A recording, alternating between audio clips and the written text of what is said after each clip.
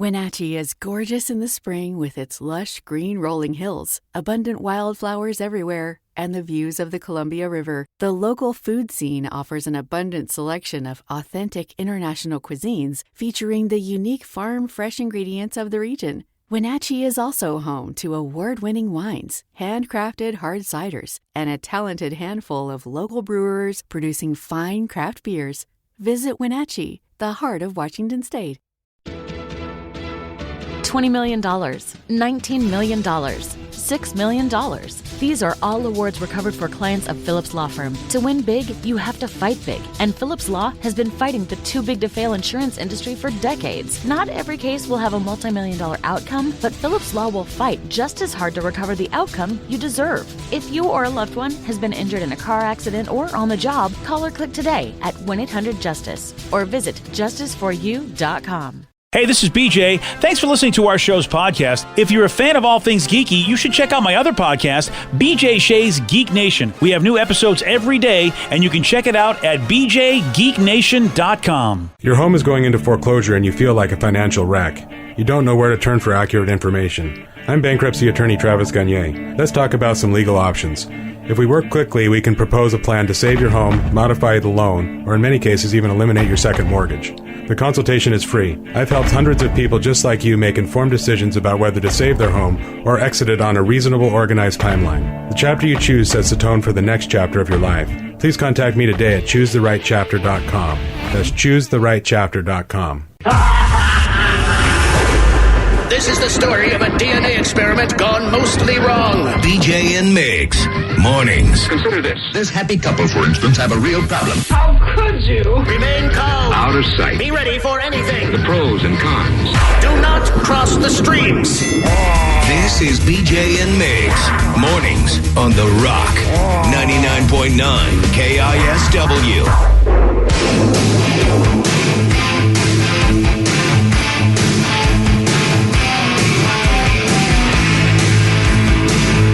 99.9 KISW, The Rock of Seattle. I don't think I realized this was happening, or if I did, I forgot. But I guess Aaron Rodgers is hosting Jeopardy. Oh, yeah, dude. Danny V's hosting it next week. It's crazy. I am, yeah. Yeah, after Dr. Oz, they're like, screw it, anyone can host this show. I guess so. I mean, Aaron Rodgers? Okay. I know. I saw that. I was like, how is this going to go? I don't know him for being a really outgoing personality.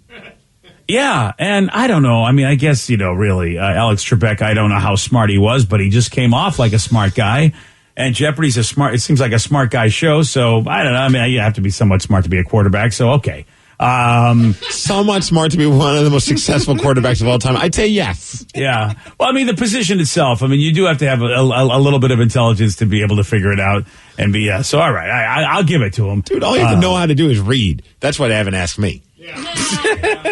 All right, fair enough. Yeah. You were my next choice. Oh, I wouldn't go with that. That'd be terrible. Aaron was it, but he was on he was hosting, and how about he got trolled during Final Jeopardy? This contestant wrote, "Who wanted to kick that field goal?" And it was in reference to the NFC Championship game when the Packers lost after kicking a field goal instead of going for a touchdown. That's awesome. And this is the night one of Aaron Rodgers hosting the show, too, and he's already getting trolled. This is awesome. Category for final today is daytime TV personalities. Accepting a Lifetime Achievement Emmy, he said, just take 10 seconds to think of the people who have helped you become who you are. Over to our two-day champion on the end. Scott, did you come up with the correct response? Who wanted to kick that field goal? That is a great question. Should be correct, but unfortunately for this game today, that's incorrect, and you're going to lose 0. Thank you for that, and congrats on your 2-day win streak. Wow. That's funny. But also, Aaron Rodgers seems so unenthused. I was going to say, man, bored. I'm kind of with BJ on this one. Like, wow, he should not have hosted this one. Texter brings up a good point, though. Dude's a genius. He won Celebrity Jeopardy. That's why he's hosting. He loves trivia. Oh, okay. I didn't know that about Aaron. All right, so Aaron's a guy. And someone said, hey, I watched him last night, and he was fantastic. He is a guy, BJ. Yeah. He was fantastic, I guess, in that particular instance. Or are they? I mean, I guess I mean, Alex, I guess, had an excited monotone sound to him. You know what I mean? He was a little bit more enthused, even though he did sort of have a professional tone to himself. Well, and also we're hearing a clip where somebody's making fun of something that just happened recently to him that is probably still a sour subject. Like, he handled it really well, just kind of laughed it off, but that was a big issue at the end of the season. Yeah. Well, I guess I shouldn't just judge him based on 30 seconds of audio either. I didn't watch this, so I don't know. Maybe he did a lot better than that. You can watch him all as a week. All as a week. Yeah. I get the feeling that you're not going to watch him at all. Well, Steve, I really didn't watch a lot of Jeopardy when, Alex was hosting, and Alex was probably the best that they'll ever see. So, you know what I mean? I'm trying to think of who would be a good host. Like, I mean, we've already gone through, like, the usuals, but I was thinking, maybe Little John. Oh, Little John. That way, anytime someone gets something right, I'll be like, yeah. Or however he does it. Or however he does that. I did more of a James Hetfield. James Hetfield you surely would be good, did. too. Yeah. How about yeah? Oh, no, that's more of a Ed Roland, yeah. All right, well, either way. Betty White should host it. Okay, great. So we have to revisit finding a new host again soon. Oh, gee. Wow. That's rude. She's going to be alive till she's like 130. She's immortal. You guys, okay? I hope so. I hope you're right and you prove me wrong. Yeah, she has made a deal with somebody because all of her peers are no longer with us. But I think we're picking someone that's super old. How would we find someone younger and full of energy? She's seen a few things. Therefore, she's done a few things. Yeah. What is this, an Allstate or a farmer's commercial? What the hell is it? Hosting a trivia show. Yeah. Is her vision okay? Can she even read the cards? That's probably true, actually. Yeah. Well, Another person said Aaron was amazing last night. Wow, amazing. All right. Said from a Packers fan. It's Stevie, our Packers fan, Frank. And how I think Katie Couric has already been on, and she's the one who I really wanted. I felt like would be good, but I don't know how she did. I haven't heard any rave reviews for her. Here's a good one: Marshawn Lynch. Oh yeah, now that would be awesome. Yeah. What is touching my ding ding? Grabbing my ding ding. That's what it is. All right. Well, no one's really coming to us for this, are they? Well, good luck to Aaron Rodgers. I Yeah. hope everything works out well for him. Yeah, I'm sure he'll land somewhere if this doesn't work out for him. We got a man that broke into a restaurant and then the owner offered him a job. Steve will tell you all about it. He's got the Mix Report for you at 6:17 on The Rock. BJ and Migs mornings continues on The Rock 99.9 KISW. 99.9 KISW, The Rock of Seattle. This Thursday, it's Seattle Rock Day. Just a couple days, man. Celebrating Seattle's rich rock legacy. It's going to be a lot of fun on Thursday morning, just lining up certain guests to have on. And one of the ones I'm very excited about is the guitarist from Mother Love Bone, Bruce Fairweather, the lead guitarist. He's going to be joining us on Seattle Rock Day, which is going to be a blast. Yeah, man. You're going to be hearing your favorite rock bands from the Pacific Northwest all day. That's a fact. But we're also, for the second year in a row, really doing something cool. We are supporting, spotlighting the amazing work of Smash. That's an organization that's committed to providing our musicians with proper and affordable health care. That needs to be done. They give us so much. It's the least we can do is to give something back to them. So Seattle Rock Day has that going on as well. You want more info? All you got to do is go to KISW.com. If you're hearing an informative newscast right now, well, then you must not be listening to BJ and Migs. Live from the KISW News Center in downtown Seattle, this is the Migs Report. Well, thanks, you guys, and thanks to Kia Up You Out for giving us the Migs Report. And today is a very special day where you can enjoy something creamy that allegedly will never go bad. Oh, what? What do you think it is? Oh, I know. Oh. All right, Vicky, what do you think? Twinkies. Bing, bing, bing. Yeah. Yes, baby. National Twinkie Day, BJ. Good call, Vicky. And that's a good day. Yeah, it's a great day. I mean, they say that they never go bad, but then you hear some people like, yeah, don't test that. They do go bad. Eat your Twinkies. Don't let them sit on the shelves, people. That's a public service announcement today from your Steve Miggs. They don't go bad because they just don't last around my house. That's why. Very, very true. Oh, they're so good. Spongy and creamy. And you've never tried a zinger? No. I can't remember. Maybe you brought it. I don't know if you've ever brought a zinger in. I know I've never gone out of my way to get a zinger. I think you may have had some because our buddy It's All Good gave us a whole case of them that one time. Yeah. So you must have had some. I don't remember being that impressed by zingers. Oh my gosh, it's basically a Twinkie with frosting, a square Twinkie with frosting, and I don't know for some reason it's not a Twinkie.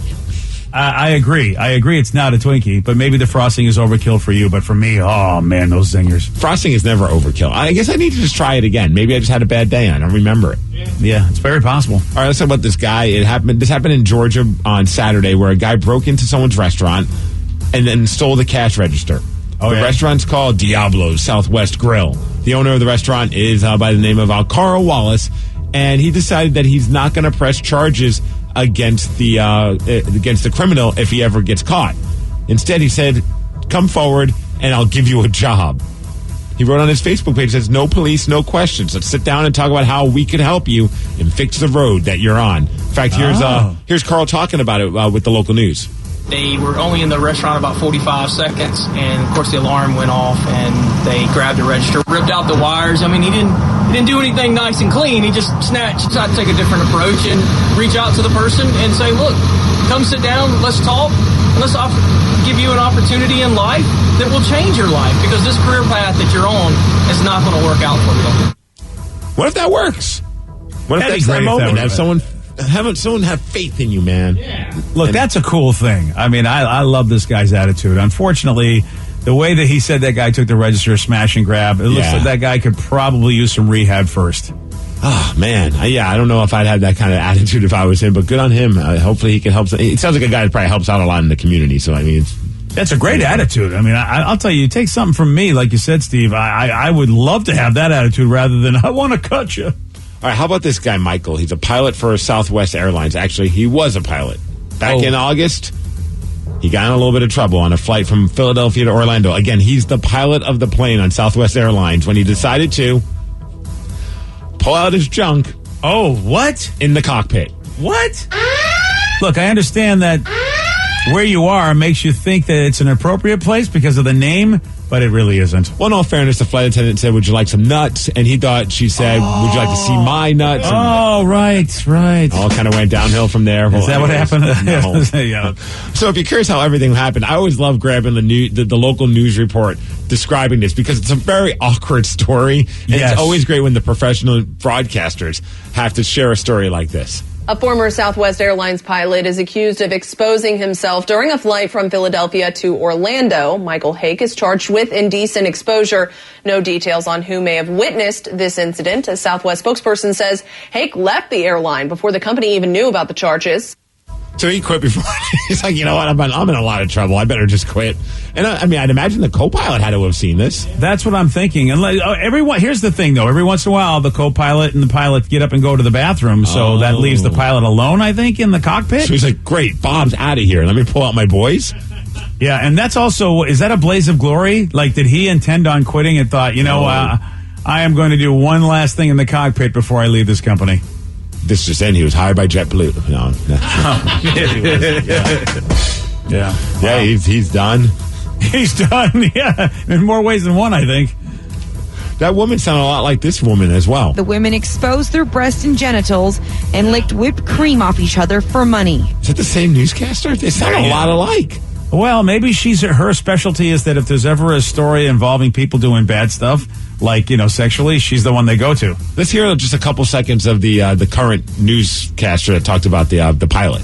A former Southwest Airlines pilot is accused of exposing himself during a flight from Philadelphia to Orlando. The women exposed their breasts and genitals and licked whipped cream off each other for money. What if that's her job? They're like, "Hey, we have an exposed story." Yeah. Called Janet. Janet's the expose for exposure. That's what she's all about. She does. That's her gig. I don't know if you guys decided to watch the NCAA college basketball tournament, the big championship game that was happening yesterday. Oh, yeah. I know someone who didn't decide to watch, or maybe decided not to play. That was Gonzaga. Boy, oh boy, that was a rough one. I mean, they didn't just get beat by a close score. They lost 86-70. man, a lot of turnovers. They just didn't start off well and never turned it around. It was, and Baylor came out to play. Yeah. I mean, some people say sometimes you win that big emotional game, which they won against UCLA. It's sometimes tough to bounce back from something like that. And they proved that point. Yeah, I wondered about that myself. That was a really close game, like you said, Steve. Yeah. And then is it just a couple days later they had to turn it around? Yep. Yeah, which, I mean, I usually you get a week off with some of these tournaments, I thought, but maybe I'm wrong. Maybe they do play 2 games in a week, but it's tough that close. Yeah, and they're undefeated, and undefeated streak ended at the final game of the championship. Oh, well. So it was a good run. Yep. Mariners. Yeah. They wanted to make Gonzaga feel okay about losing, so they decided to get spanked by the White Sox 6-0. Mariners now 2-2. Still have hopes for the World Series, though. Okay, there you go. They play again tonight against the White Sox. Tonight also, or today at 3 p.m., you can watch the Sounders play a friendly match. So it's just like, hey, we like each other. Let's play some soccer and have some fun together. Nice warm-up. Yeah, it's like an exhibition game, kind of, right? Is it spring training-ish thing? Is that what they call friendlies? Or what does that even mean? Sometimes they'll play like a big-name team from like Europe, and they'll just go to friendly. It's an exhibition game. Yeah. Oh, all right. Yeah. I don't know why. I think it's just warm-up at this point because the season starts next Friday. Okay, So is a friendly also like a preseason? It could be. It doesn't matter. In other words, they just kind of it's for conditioning. They try out different teams. So it's like during the season, like, hey, do you want to play a game? Sure, but I don't want it to count. Let's call it a friendly. Yeah. And who the hell is the Galaxy 2? That's LA Galaxy's second team. Well, they have 2 teams now? So, it's like how Sounders have the Sounders 2 down in Tacoma. Oh, so they're playing like the Little League squad. Yeah, just to like warm up. The Little League. Yeah. Wait, so what's going on, man? Is it our A team playing their B team? Yes. The Sounders 1 are taking on the Galaxy 2. I thought that was a cell phone. Yeah. Maybe they are taking on a cell phone. Maybe they just got a cell phone right there in the middle of the pitch. How is this? I mean, they're playing like the JV squad. Yeah. You gotta build that confidence up before the season starts. If they lose to this team, what the hell are we supposed to think? Cry. Yeah, that's a really good point. And Danny, will they play everybody, or will some people that don't normally play a lot get to play for us during this friendly? Yes, the second one. Oh, okay. Yeah, they'll play some of the teams just to kind of get their roster in order for the actual game, which will be next Friday. Well, good luck, Sounders. I hope things turn out well against the Galaxy Junior Varsity squad. As far as weather, 59 degrees, going to be sunny. Thank you, Advanced Hair Restoration, for giving us the Mix Report. And that's what's up. All right, I have a moral dilemma for most of you. Uh-oh. If you were cleaning your bedroom one day... Well, that's already not going to happen, so... Okay, all right, so Steve's out. Yeah. So if the rest of you were cleaning your bedroom one day... And Vicky, this just imagine you've got a significant other in your life, or at one time when you did. Okay. If you were cleaning your bedroom one day and found your partner's secret diary, would you read it? And according to a new survey, 63% of the people say that they wouldn't. Yeah, I wouldn't. Yeah, 20% said they would. There's not a chance in hell. I have no interest in reading. So unless they want me to, like, if my wife pulled out, look, I found my diary, I might say, you want to read it together? It'd kind of be funny. Ooh. Just I'm curious to get a peek inside the mind of when you were younger. Like, what was the things that bothered you? What would, it'd be a fun read. But if she was like, absolutely not, I'd be like, okay, the conversation ends there. Well, that's when here's the problem is that if somebody wants you to read their diary, that means you're not in it. Like, they know that they said no bad things about you. Well, yeah, I hope I'm not in it. I mean, that'd be weird.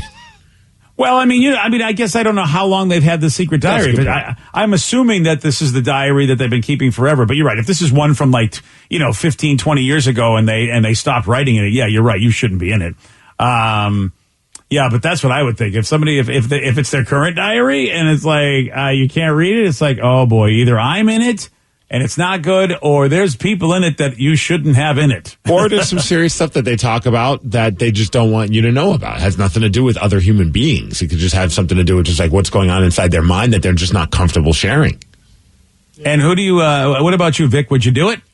18-year-old me would have. Vicky in her 30s, absolutely not.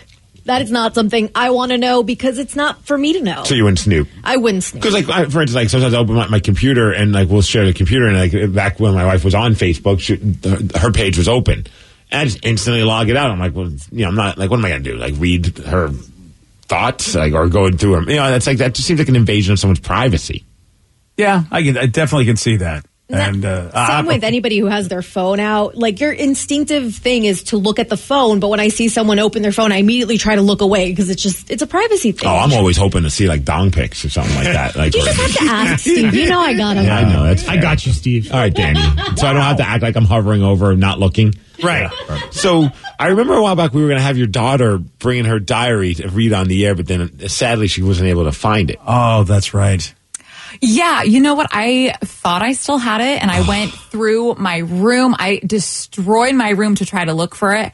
And you know what I think I did? I think I found it one day. I reread what I wrote and was so appalled at what I wrote that I just ripped it up and burned it. Because I was like, if I ever just randomly die and my friends find this diary in my room or something, they're going to know really what I thought about them back in the day. I can only imagine there's just pure gold in your diary. Like, I mean, I don't mean this is no disrespect, but you kind of are a little dramatic. Steve,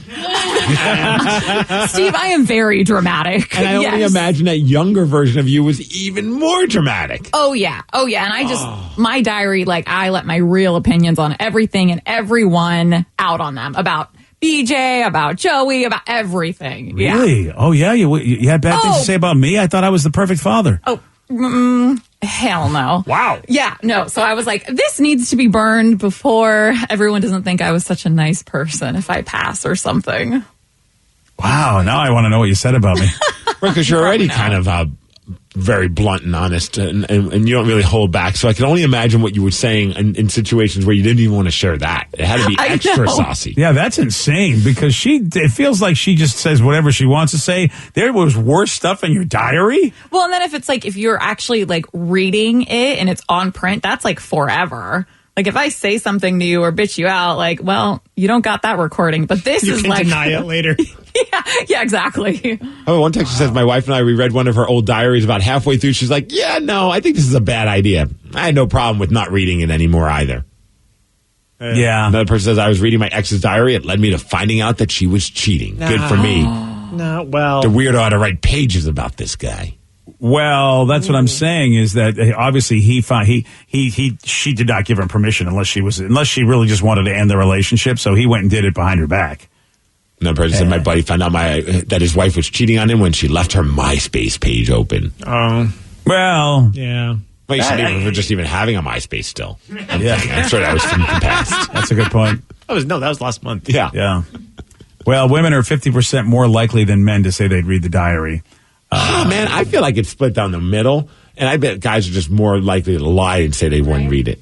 Yeah, and it's I fit that category because I read my wife's diary back in the day. Did she say nice things about you in it? She said nice things about everybody else I didn't know she was saying nice things about. Yeah. That led to one of the breakups. How many breakups did you guys have? Oh, well, a few. More than 5? Steve, it was somewhere between 3 and 5, I think. Okay. Yeah. Yeah, it was that. And sometimes it was me, sometimes it was her, sometimes it was mutual. But you know what? You can't get rid of me. I would love to read the diary pages post-breakup, like what the things that were said. Oh, geez. And then the diary entry when you guys got back together. Yeah. Let's see. Well, I decided to go back with this guy I hated for a couple of days. Yeah. That would have been interesting to see. I don't ever remember reading much about me, which was I think that was the other thing, was like I wasn't even in the diary. I didn't even make the pages.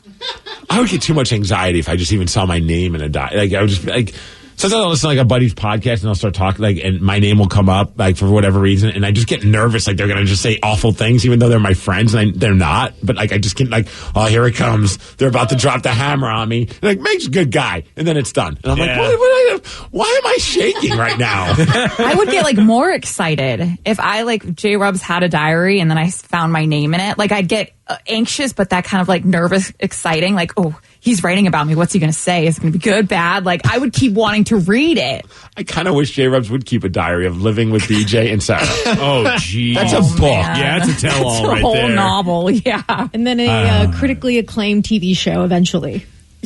All right. Yeah. Well, listen, man, if I think I have the perfect father, the perfect roommate, so I don't know what you guys are talking about. I have no idea. Well, it's nice to have goals. Yeah, sorry to break it to you, but... Yesterday, Steve, he did get this one right. What is the name of Will's older brother in the show Stranger Things? Ted. No. Fred. No. Bill. No. Actually, you know what? You did not get that one right. I don't know. I don't know why. I don't know why I thought you did. You're not as cool as I thought you were. I'm a failure. Yeah, And but I'm you know sorry. what? I think Jonathan. It was Jonathan. Damn it! You know what? I knew it and I forgot it myself. I was gonna throw stones, but I couldn't think of his name. Yeah, you want a shot at beating Steve? Yeah, you got it.